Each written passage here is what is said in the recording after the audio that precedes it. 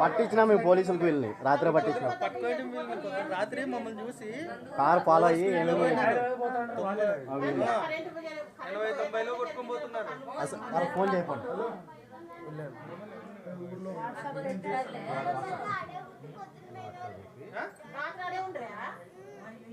Correct. అట్లా అట్లా అట్లా ఇదే మాట చెప్పు.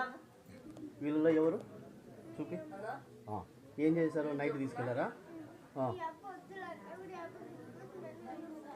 తీసిపోయి